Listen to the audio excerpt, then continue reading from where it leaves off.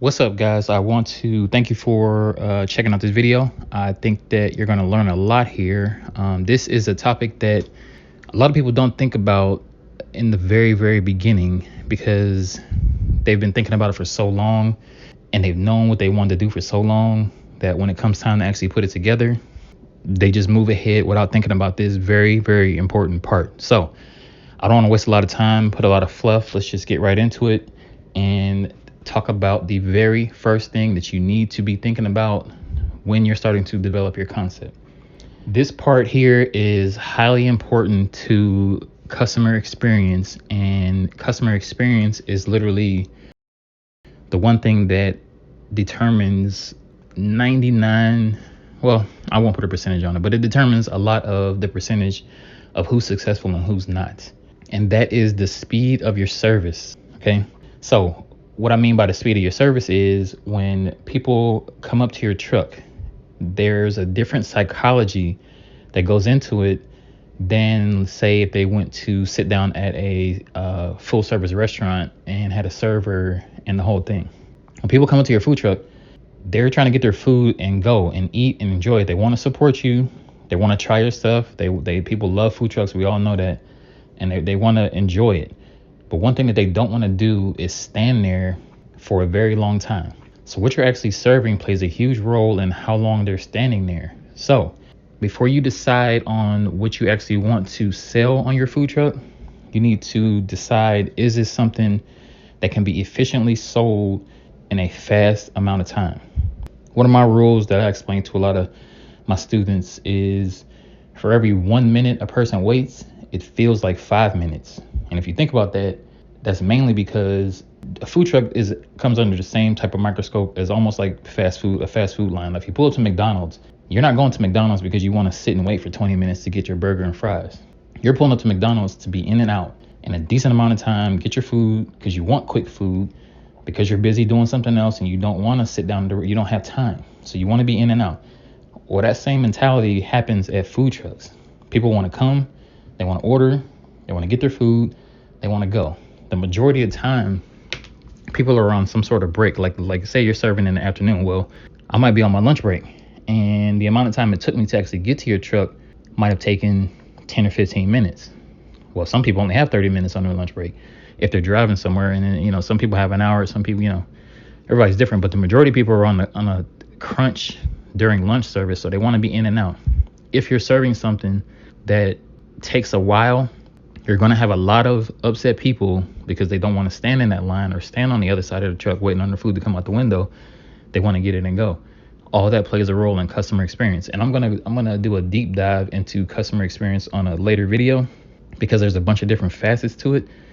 This one here is important because it's the foundation of your actual business, and that's what are you going to serve.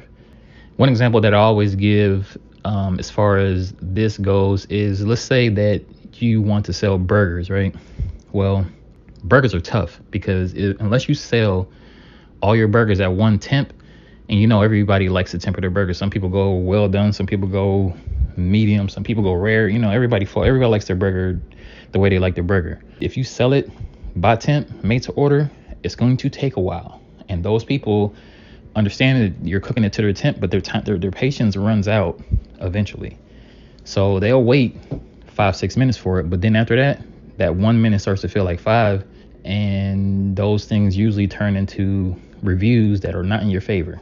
I mean, the psychology on this is so deep that the food can be awesome, but people waited so long and they're upset because they waited so long that now that they say the food was nasty, when the problem really was how long they waited, they say your food was nasty when it wasn't. They were just upset that they waited so long, and all that just trickles down. So I say all that to say that you have to really analytically think about what your concept is going to be, and can it be efficiently sold from start to finish, from order taking to out the window in the customer's hand?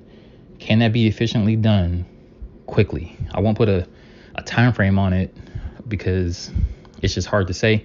My ticket times were under 60 seconds, but I had a super efficient floor plan. The food that I sold could be made in advance and sold as an assembly line type of type of structure. If you think about like Chipotle, a bibimbap, something like that, that's an assembly line approach. You come in, you say, I want this, I want this, I want this. You pay for it, you go. That's why you're in and out so fast. You might go to Chipotle and there may be a long line because they're busy, but they're going to get you in and out, in a decent amount of time because they have that assembly line approach, the same as bibimbap. But if you go to a restaurant like Five Guys, well, I can't remember if they cook those at temp or not. I don't think they do, but they make them fresh and it takes longer and you stand there for a while and you can feel that. So these are the things that you need to think about, that people give leeway to Five Guys to do that because they're there watching them cook it and they can see them cooking, but they're not on your truck watching you cook their food. They're just standing there looking off in the distance, getting upset eventually. So you really, really need to analytically think about this when you're developing your concept. And I'm not trying to talk you away from the concept that you always want to do. I'm just saying you have to make it as efficient as possible. And sometimes if you can't make it efficient, then you need to move away from it and figure out something else to do, because if your customer experience is bad based on your ticket times, you're not going to be in business long anyway. So you really need to sit back and think about, is what I want to do efficient? So just think about that, really dive into that and be conscious of that, because it's super, super, super important. Another thing you really want to be conscious of is the saturation in the market with certain concepts, right? So when I was out there, I was looking at what was going on, trying to figure out what I wanted to do. And I ran into about 4 concepts that were in multiples that I saw everybody fighting over, that steered me in a different direction. So concepts like pizza, Asian, barbecue, and tacos.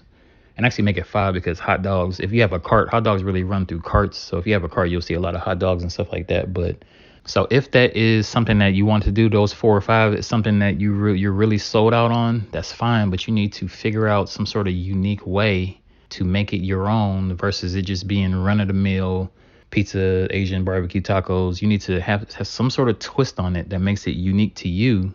So therefore you have something unique to you and you don't fall into the same category as most of them. Something front of mind that people can remember that's unique to you. So before you get sold out on one particular thing, take that into consideration, and either you may be good to go, and that's fine, perfect, I hope so.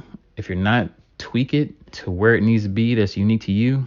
And if you need to move in a completely different direction, just keep in your mind what's efficient, what can I keep my ticket times as efficient as possible with. And in future videos, I'm going to, I believe the next video actually, I'm going to go over a floor plan that helps with this efficiency and helps with ticket times for you to consider when developing your concept. But for starters, why we're starting here is because you need to be thinking about that now when it comes to the food. And then once you kind of got the food in mind, maybe not a concrete sold out answer, but once you have it in mind, you can start to build out your floor plan that goes hand in hand with the food that you're going to serve and the equipment that you're going to need and the placement that it needs to be in, so you can have an efficient floor plan, because the floor plan ties into your operation.